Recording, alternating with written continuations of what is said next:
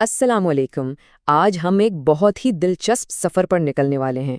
हम इंसानी जिस्म के एक सबसे मुतासिर कुन हिस्से यानी हमारे पट्ठों की साख्त को समझने की कोशिश करेंगे, ख़ास तौर पर स्केलेटल मसल्स की बनावट को।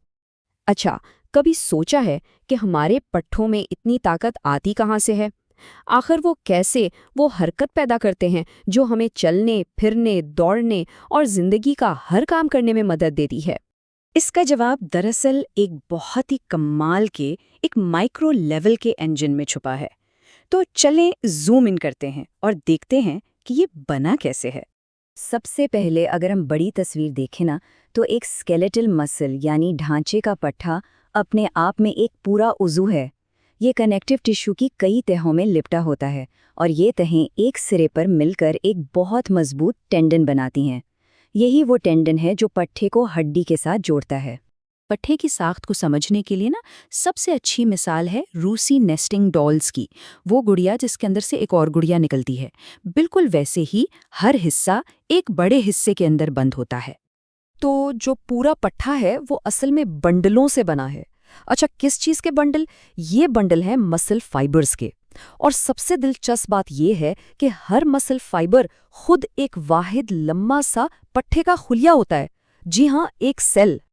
चलें अब इस नेस्टिंग डॉल की अगली तह खोलते हैं और एक मसल फाइबर के अंदर झांक कर देखते हैं।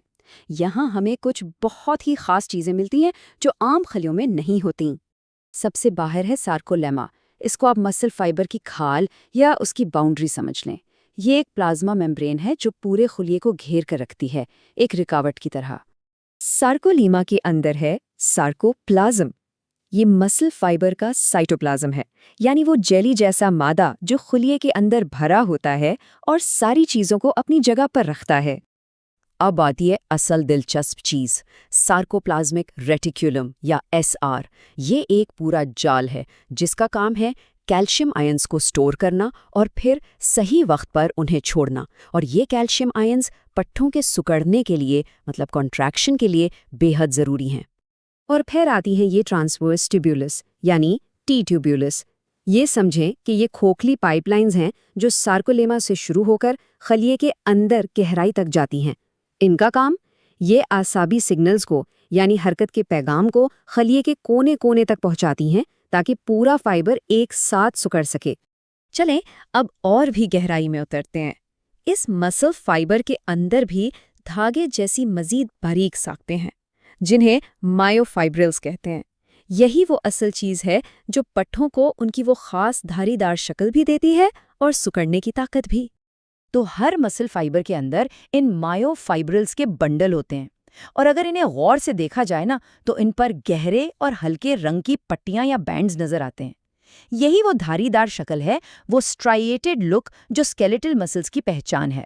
ये धारियां बनती कैसे हैं? ये असल में दो किस्म के फिलामेंट्स यानी धागों की वजह से बनती हैं।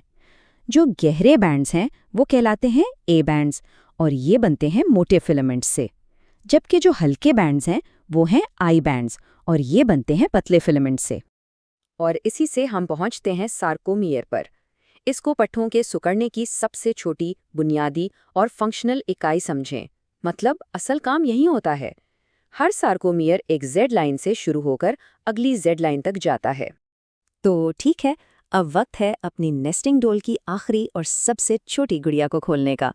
चलें इन मोटे और पतले फिलामेंट्स को देखते हैं जो सार्कोमियर बनाते हैं। यही तो असल मॉलिक्यूलर मोटर्स हैं जो सारी हरकत करवाती हैं। यहाँ हम दोनों फिलामेंट्स को साथ साथ देख सकते हैं। बाएं तरफ है मोटा मायोसिन फिलामेंट और दाएं तरफ है पतला एक्टिन फिलामेंट। साफ नजर आ रहा है कि मायोसिन फिलामेंट ना सिर्फ ज्यादा मोटा है, बल्कि इसमें से छोटे छोटे सर भी बाहर की तरफ निकल रहे हैं। ये जो मोटा फिलामेंट है ये बहुत सारे मायोसिन प्रोटीन से मिलकर बनता है। हर मायोसिन मॉलिक्यूल की साख्त भी दिलचस्प है। इसमें दो जंजीरें एक दूसरे से लिपटी होती हैं और आखिर में एक गोल सा सर बनाती हैं।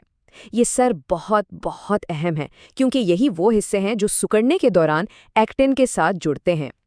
दूसरी तरफ जो पतला फिलामेंट है वो 3 अलग अलग प्रोटीन्स का मजमुआ है। इसकी बुनियाद है एक्टिन जो खुद 2 बटी हुई लड़ियों से बना है। फिर है ट्रोपोमायोसिन, इसकी भी 2 लड़ियां हैं जो एक्टिन के गिर्द लिपट कर उसे मजबूती देती हैं। और आखिर में है ट्रोपोनिन। ये एक पेचीदा प्रोटीन है जो एक्टिन, ट्रोपोमायोसिन और इन कैल्शियम आयन से जुड़ता है, जिनका हमने थोड़ी देर पहले जिक्र किया था। तो चलें एक नज़र में अपने पूरे सफ़र को दोहराते हैं। हमने शुरू किया था पूरे पट्ठे से, फिर हम गए एक मसल फाइबर यानी खलिए के अंदर, वहाँ से हमने देखा मायोफाइब्रल को, और आखिरकार हम पहुँचे इन फिलामेंट्स तक जो सारा काम करते हैं, मायोसिन और एक्टिन। तो अब हम सारे पुर्जे तो जान गए हैं, हमने इंजन को खोलकर देख लिया है, लेकिन सवाल ये है कि ये सब पुर्जे मिलकर असल में हरकत पैदा कैसे करते हैं, ये काम कैसे करते हैं? ये एक बिल्कुल अलग और इतनी ही दिलचस्प कहानी है।